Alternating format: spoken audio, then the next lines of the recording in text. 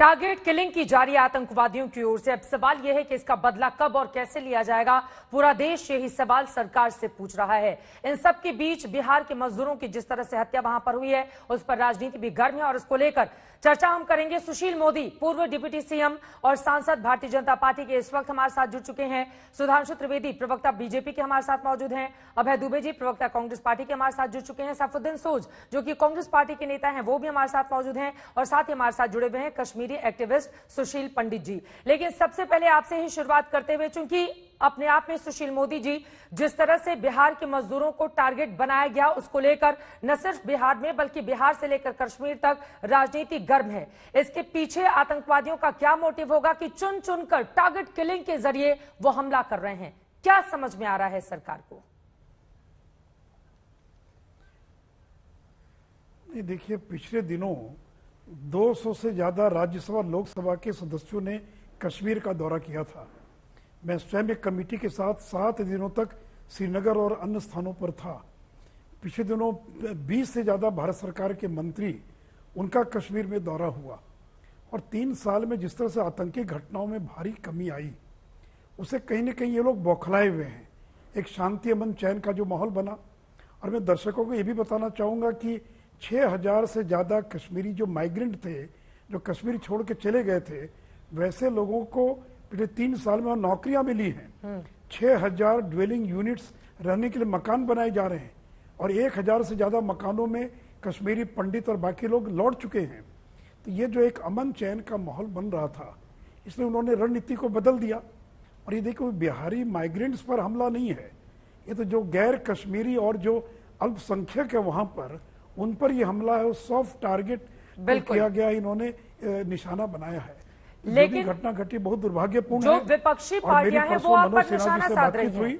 और उन्होंने कहा कि जी तेजस्वी यादव की ओर से कहा गया है कि डबल इंजन सरकार के डबल मार, बिहार में नौकरी रोजगार देंगे नहीं और बाहर जाओगे तो मार दिए जाओगे।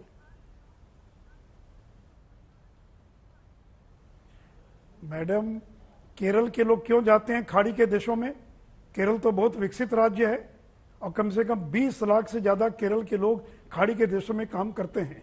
गुजरात के लाखों लोग यूके में और अमेरिका में और पलाए वहां जाकर काम कर रहे हैं।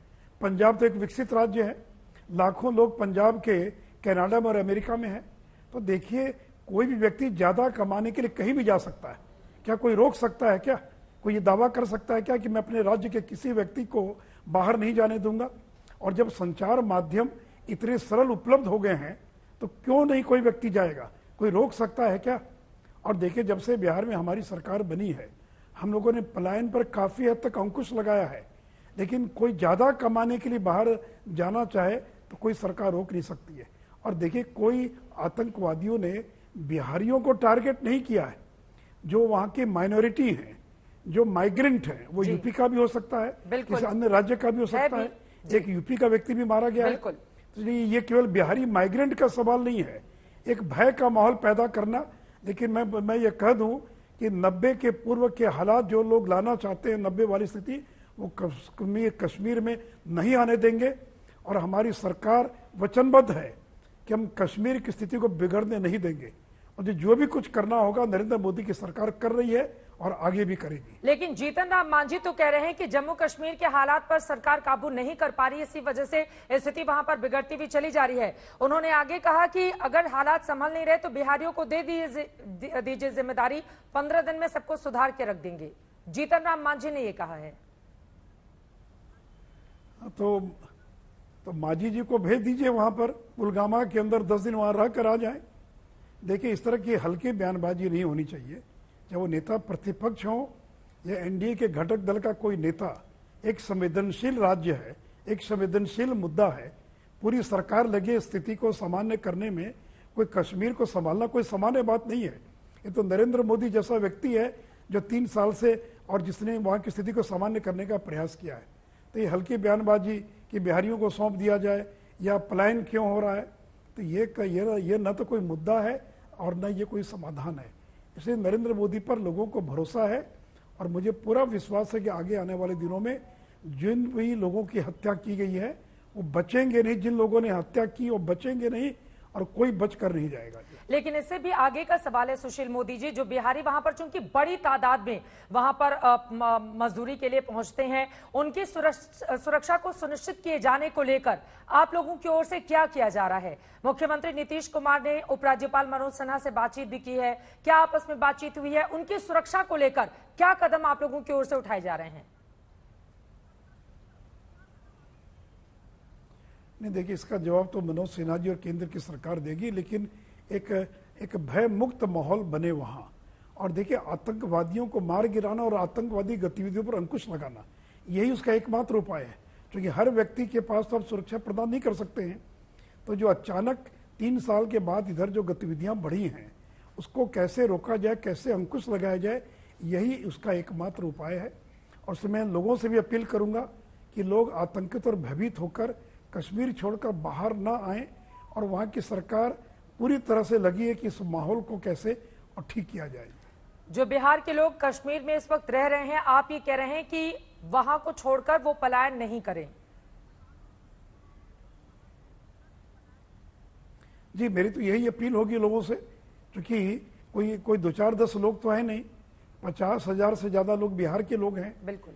और मैंने आज ही एक अखबार में 4 लाख से ज्यादा उड़ीसा, बंगाल, बिहार, ईस्टर्न यूपी, देश के अन्य राज्यों के लोग हैं जो वहां पर गए हुए हैं। और केवल देखिए, माइग्रेंट लेबर का सवाल नहीं है, जो कश्मीरी पंडित हैं, जो सिख समुदाय के लोग हैं, वो भी बहुत बड़ी संख्या में है।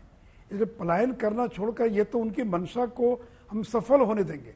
इसलिए देखिए, केंद्र की सरकार, राज्य की सरकार इस पूरे इसमें लगी है कि एक जो भय का माहौल बना है उसको कैसे नॉर्मलाइज किया जाए, और इसलिए पलायन करना छोड़कर वहां से जाना ये समस्या का समाधान नहीं है। लेकिन लोग तो डरे हुए हैं ना, सरकार जो डर है वो उनके मन से आप कैसे गायब बनाने का प्रयास। लोग तो डरे हुए हैं वहां पर। नहीं, डर दूर करने का एक ही तरीका स्वाभाविक है, डरे हुए बहुत स्वाभाविक है।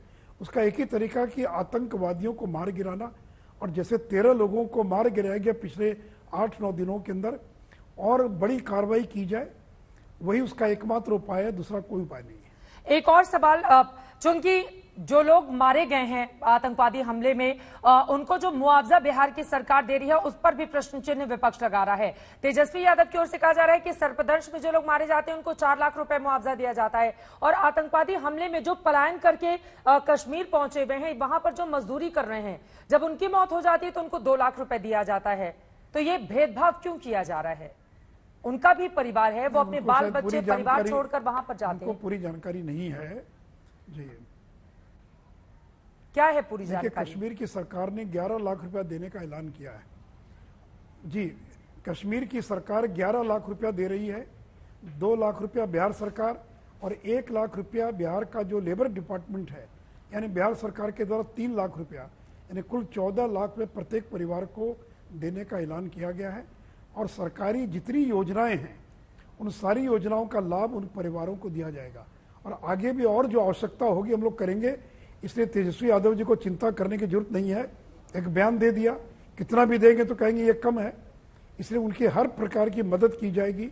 और ये दलित परिवार है, कल जो 2 लोग मारे गए हैं ये मुसहर परिवार से आते हैं। उसके पहले एक मारे गए थे वीरेंद्र पासवान, वो अनुसूचित जाति से आते थे। तो SC/ST एक्ट के तहत भी कोई और मदद का कोई प्रावधान होगा तो निश्चित तौर पर उनकी पूरी मदद की जाएगी। वीरेंद्र पासवान का आपने जिक्र किया है सुशील मोदी जी, उनकी जो तस्वीरें सामने आई थी अंतिम संस्कार की, उसने बहुत सारे सवाल बिहार सरकार के ऊपर खड़े किए थे। परिवार के पास इतने पैसे तक नहीं थे कि भागलपुर में लाकर बिहार में वो उनका अंतिम संस्कार करा सके, इसलिए श्रीनगर में ही उनका अंतिम संस्कार कराना था। तो अगर आपके राज्य का कोई शख्स है, बाहर उसकी जान चली जाती है, तो क्या राज्य सरकार की इतनी भी जिम्मेदारी नहीं है? विपक्ष ने ये सवाल पूछे हैं लगातार आपसे कि पैसे नहीं होने की वजह से उनका पार्थिव शरीर, पार्थिव देह नहीं लाया जा सकता था बिहार। नहीं, लेकिन आप ही बताइए ना, कल जो अरविंद शाह की मृत्यु हुई उसका शव बांका लाया गया कि नहीं गया?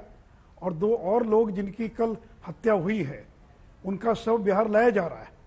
अब वीरेंद्र पासवान के मामले में कहीं कोई चूक हुई, जो मुझे पूरी इसकी जानकारी क्यों वो शव नहीं आ पाया, मैंने मनोज सिन्हा जी से शिकायत दर्ज की थी अपनी। लेकिन कल जो अरविंद शाह का शव जो है वो सरकारी व्यवस्था के तहत बांका लाया गया, और बाकी जो 2 और कल मृत्यु हत्या हुई है उनके शव को भी सम्मान पूर्वक और अररिया जिला लाया जा रहा है। ठीक है। इसलिए वीरेंद्र पासवान के मामले में क्या हुआ मैं तुरंत नहीं कह सकता हूं, लेकिन उनके शव को लाया जाना चाहिए था। और जो भी शव लाया जाता है ये परिवार को खर्च नहीं करना होता, ये सरकार करती है। लेकिन इसके बारे में तो जम्मू कश्मीर सरकार बता पाएगी कि क्या हुआ, कि क्यों, या तो उनके परिवार के लोग चाहते थे कि वहीं दाह संस्कार हो जाए या क्या हुआ। लेकिन बाद में जो और घटनाएं घटी हैं उन सभी लोगों के शव को उनके गांव लाकर और बाकायदा सरकारी व्यवस्था के तहत उनका दाह संस्कार कराया गया है। ठीक है, चलिए बहुत शुक्रिया सुशील मोदी जी आज तक से जुड़ने के लिए और बातचीत करने के लिए।